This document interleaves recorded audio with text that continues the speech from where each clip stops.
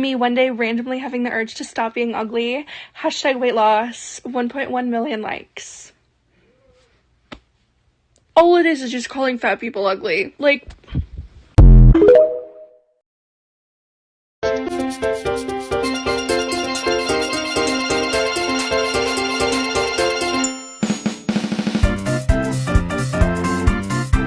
Me when I see brown sauce.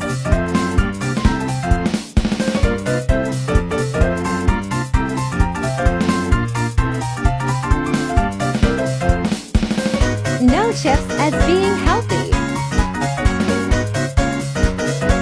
First bowl.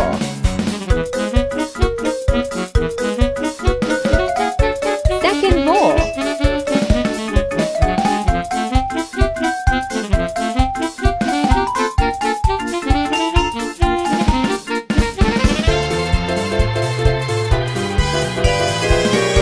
Love brown sauce so much. I always have to eat the multi-pack.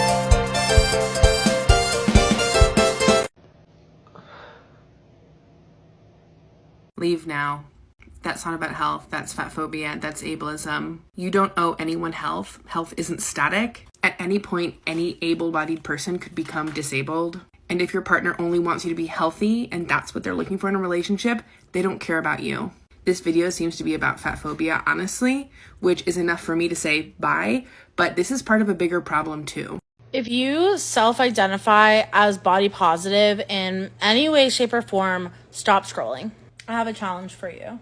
When you come across a fat person's page and you want to compliment them, stop yourself before you give a gendered compliment. And I don't mean gendered like beautiful or handsome. That's not the kind of gendering I'm talking about. I mean explicitly gendered. So don't call someone queen. Don't hit them with you go girl. Just stop and interrogate why it's important to you to affirm that person's gender. Because that instinct is rooted in fat phobia and transphobia.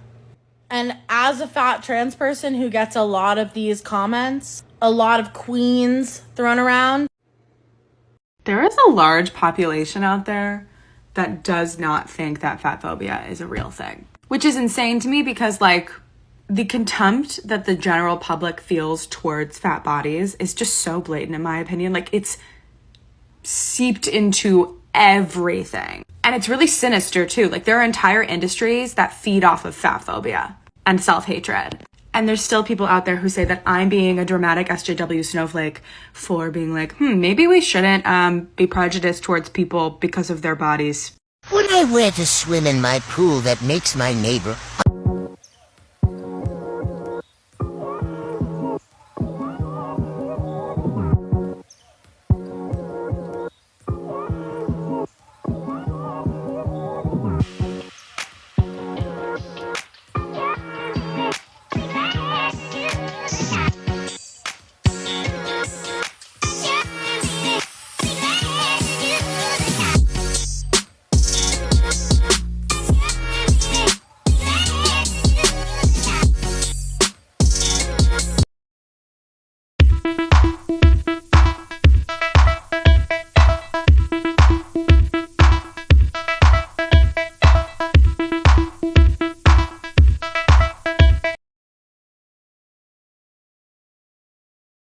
You're telling me that Torrid just put out a new line with new fashion and they didn't include a single plus size body? Girl! What? Bitch, come on. I am so forward getting out of the floral with skulls, cold shoulder tops, tunic tops, like things that are so 2010. Like that's not what I'm saying. I'm saying that Torrid is a plus size clothing brand and just did an ad campaign with no plus size bodies represented.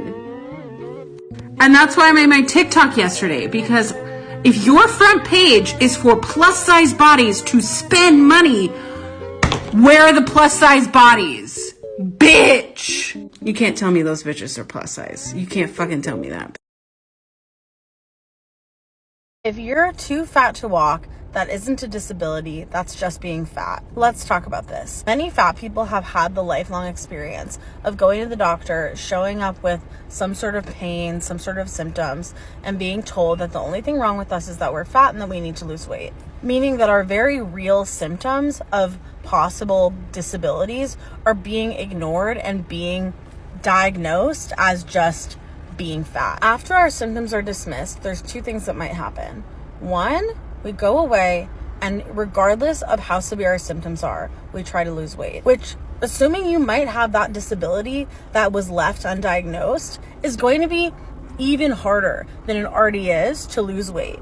Or two, you might already be in so much pain that that's not a possibility, and now you've been sent away without any resources to help. Assuming there is an underlying disability, your symptoms may get worse. As your symptoms worsen, you may lose mobility. And when you lose mobility, you might gain more weight. And I'm not even going to get started on disabilities that cause weight gain, either through fluid retention or other tissue buildup that can't be lost with diet and exercise. After these things happen, that person is going to be fatter and in more pain. In more pain, not because of the fatness, but because their symptoms have been ignored for months, possibly years, allowing an undiagnosed condition to progress to the point of immobility. All because when they initially sought care, they were turned away because their BMI read a number that the doctor didn't like. There is no BMI that means that you cannot run tests on a patient who's coming to you for help. There is no safety-based medical reason to delay diagnosis of a patient who is in pain. So are these people who can't walk disabled, or are they just fat? Because they've been told that they're just fat, and they probably believe that. But had that first medical professional been more vigilant, they could have a diagnosed disability. And they wouldn't know that, and you wouldn't know that, which is why you can't make these assumptions. A fat flash mob at Fashion Fest? Yes. Yesterday I went along to the Everybody Fashion Fest flash mob and it was the best time. Now, I didn't participate, I was just there to support my friends, but look how fierce they look. Fashion Fest is on in Melbourne at the moment, and of course we are protesting the fact that plus size people aren't adequately represented on the runway. And although my friends look amazing, it was interesting to see the reactions that we got from people. Some people were like, yes, bitch, get it.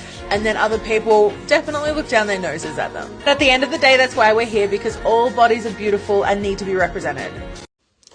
Hi, so I wanted to make another time lapse of some of my Sunday reset again, because it's important to have representation of all bodies doing things. So here's mine.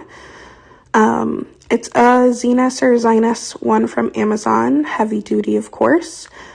I can link it if there's any interest. It's really nice and super easy to put together, as you can tell. You can also see Huckleberry, my cat, being super helpful during this. Next, I made myself a late lunch dinner. It's my version of the grinder trend, but without onions, because I have parosmia, which is a long COVID symptom that distorts smell and taste for things like onion and garlic. I also realized a way easier way to eat kiwis, so that's what I'm doing here in a second. Yum. Every Sunday I do a deep clean of my BiPAP CPAP gear, so that's what I'm doing here to make sure that I sleep well and breathe well throughout the week.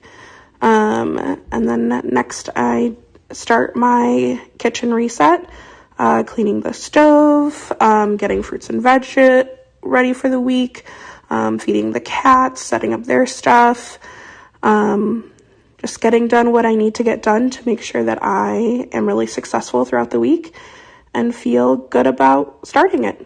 Thanks. Now this is a bikini body. I'm ready to go piss some people off at the beach. Like the grief behind realizing that like we're not gonna be skinny, and like the pain that she is talking about is very, very real. You're never gonna catch my size 18 ass saying I wish I was skinny. I've just done too much work for that. But I do wish that other people weren't fat phobic, like all the time. Fat phobia isn't just being made fun of or not being able to get a date. It runs so much deeper than that. It's employers assuming that you're lazy and teachers or professors assuming that you're stupid. It's being constantly invalidated and not taken seriously in any setting. We have so much less control over the shape of our bodies than the diet and wellness industry wants us to think we do, and that includes thin people. Being thin is not some kind of achievement. You won the genetic lottery. Congratulations. But knowing all of these things does not make it any easier navigating an extremely fat-phobic society.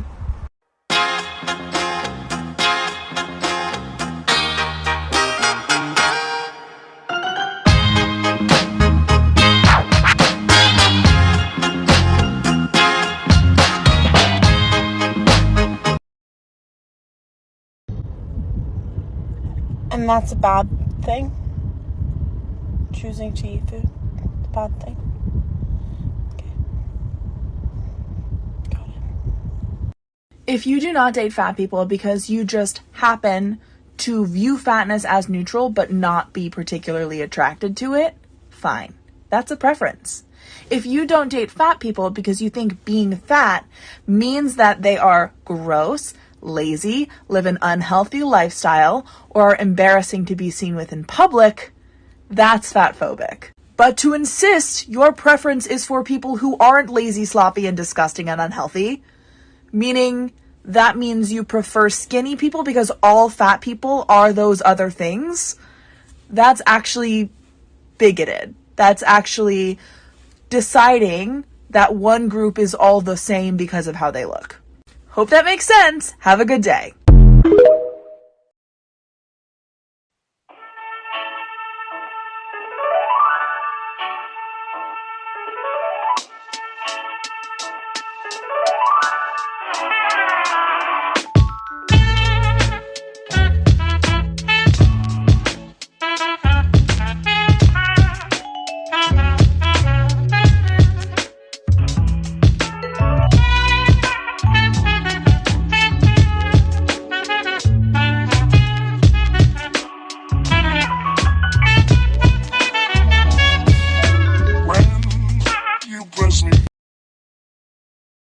Listen to me on everything that is holy. If you are skinny and have money, don't pretend to know my struggle.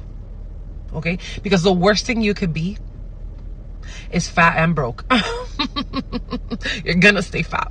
You're gonna stay fat. Why?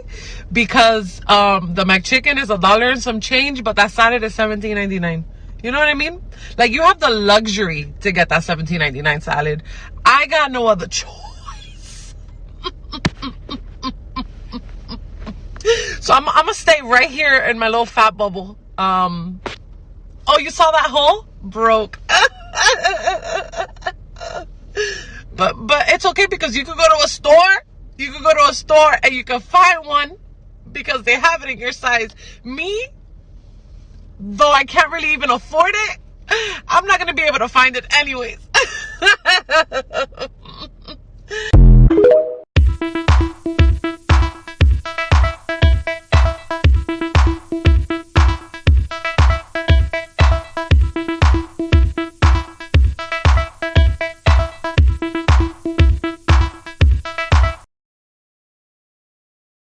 Being fat is not what kills fat people. What kills fat people is the time being taken away from our lives by those who refuse to let us live them.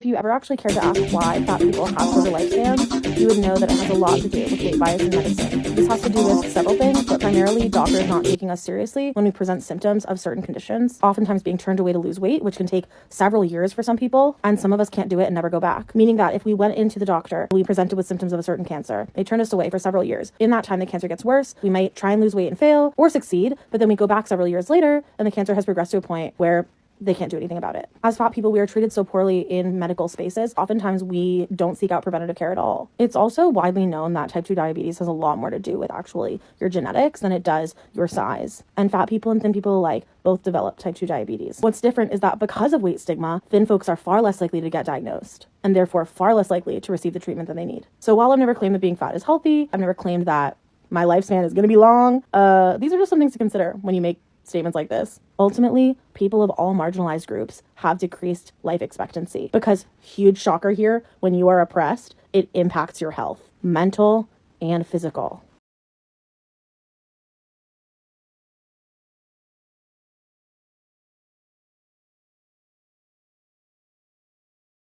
You want a girl with boobs? I got you. You want a girl with ass? I also got you. You want a girl with a flat stomach? You want a girl with boobs? I could be fat, bitch. There ain't nothing wrong with that. None wrong.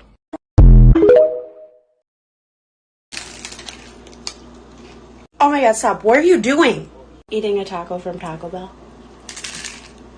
You really shouldn't be eating that. I shouldn't fuel my body because why? It's just not good for your health. Okay, so what? You see all these other thin people eating the exact same thing I am, yet you're targeting me? Well, yeah, because they're thin. They don't need to be told anything. Oh, so I see. You're just fat phobic, and anytime a fat person is happy living, you don't want them to be. You have to do something about it. You just have to, right? Yeah, well, guess what? I don't give a fuck. I'm gonna eat my taco. Not a stallion, cause I'm only 4'11", so more like a big-ass pony.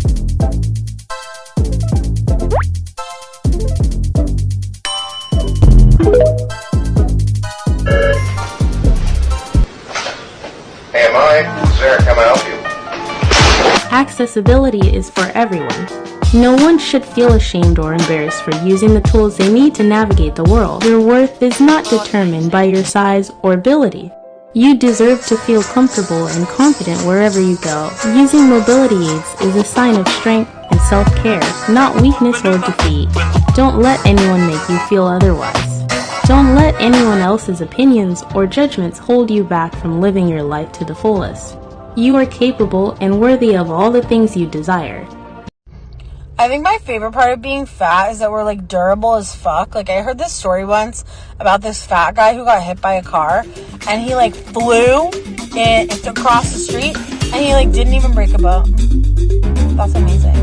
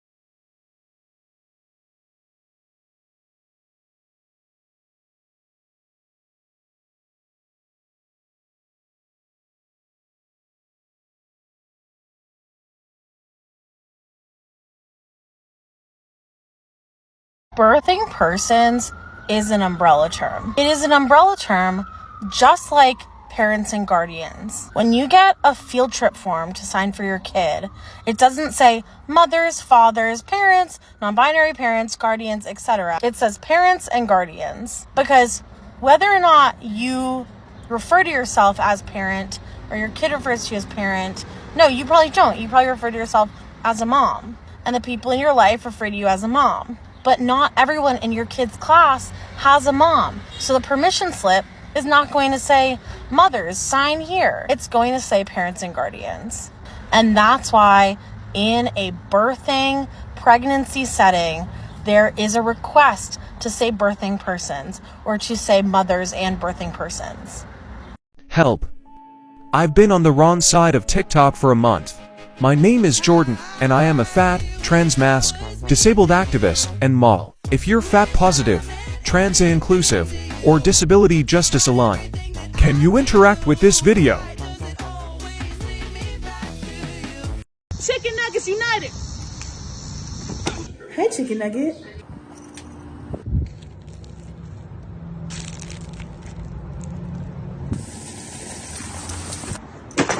Chicken Nugget, chicken nugget.